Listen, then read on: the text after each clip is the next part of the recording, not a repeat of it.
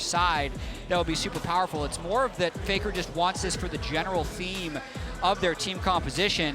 And then the Belveth coming in for Blabber as well.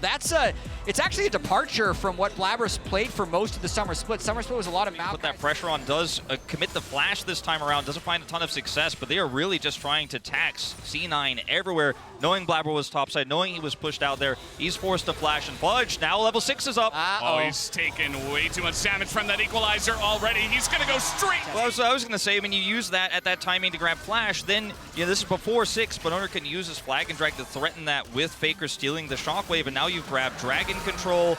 Ago, leaving Berserker down bot lane for a long time. It's allowed Keria to push the wave, recall, and now be on the way to Rift Herald, which wouldn't give C9 time to kill it. 2v2 at the top side. The equalizer getting some big value, and now Owner is going to join up with this one, as they do want to extend this play, but not sure if they want to overextend as Sven has come on in. The flag and drag goes in up to the recon. His Owner just doesn't give a damn. He has Keria behind him, gets him in the death chamber. That's the ultimate comes out, and everybody is going down on the side of C9 in the top lane. T1 just burning them to a crisp in the top lane. Well, and, I think your guess is as good as theirs at this point in time. It looked very heavily favored even 12 minutes into this game.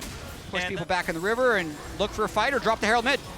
While they're over the wall, they're looking for Sven as he is going to get dunked on, and he's got one hope, his ultimate ability, but that's not going to do enough as he was alone. Keria flying over the wall and throwing Qs at Berserker and Berserker juking them. There was never like a counter play that C9 would be able to make. Fudge in a lot of trouble. He flashes onto the other side of the equalizer. Zeus just tanking this one up. Fudge is still alive underneath this turret. He's just going to get flagged from the heavens as Owner going to pick up his 4th kill in this game. And here's another example. They spent so long on that dive top, so there's 3 people for C9 bot. Defend this turret by himself. This is a cannon wave. So get the top side play to be a success. Unfortunately, Fudge's flash not good enough to get. Hold his own in mid lane and press his F keys really good and talk. He's been pressing his keys pretty well. Owner, once again, maybe it's showboating, I'm not sure. Owner in a little bit of trouble as he does have some help from his squad, but he is going to be able to get away. Blabber gets hooked by the feathers, and now there's a massive equalizer on the entirety of C1, just trying to, C9 rather, trying to retreat out of this one.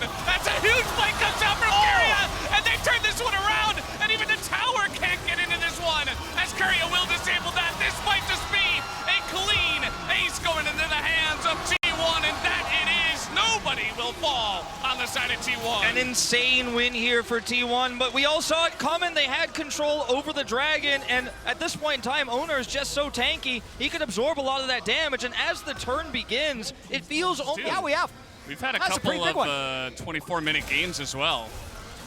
And, Wolf was talking about it before. We're on pace for a perfect game. That's just going to be Berserker dead for free. There's just no help under the turret. He has flash, but no time to react. And T1 are just taking whatever they want on this map right now.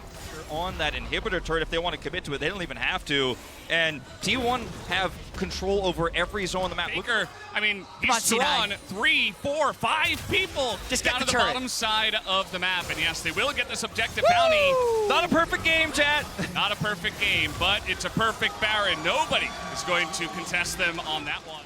As we saw the win probability once again powered by AWS, it looked like 100% actually this time. There wasn't even like a little blip. Yeah, that's about right.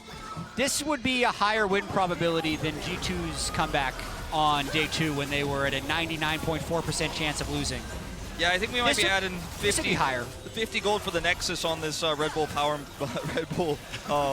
Baron power play if they wanted to push it further. But just to be safe, they will of course sync up the waves. They're going to put Faker in the bottom lane here, and Blabber. Hey, he got the blue buff. Yeah. You know what? At what cost? That's pretty good. He got the buff. Oh no, he's in a lot of trouble. Yeah, he's being chased down here by Owner. I think that Keria is just going to let him do the 1v1 thing, and there he goes, dunked into... But if you just sit in your base, what are you doing at this point? I mean, T1 have won this game, and everything that happens from now on, and frankly, everything that happened from 5 minutes ago on is really hard to criticize for C9. There really is no correct play. Now Faker is just doing a dance in the enemy base at this point in time, picks up the quickness and just kind of shoves it in their face as T1.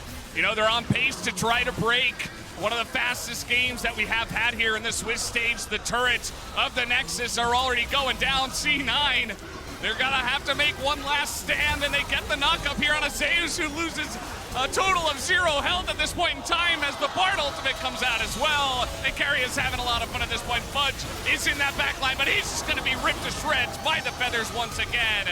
As T1 will play with their food, they will get what they deserve after this victory. As down will go the Nexus. T1 will move on to 2-1 in the Swiss stage.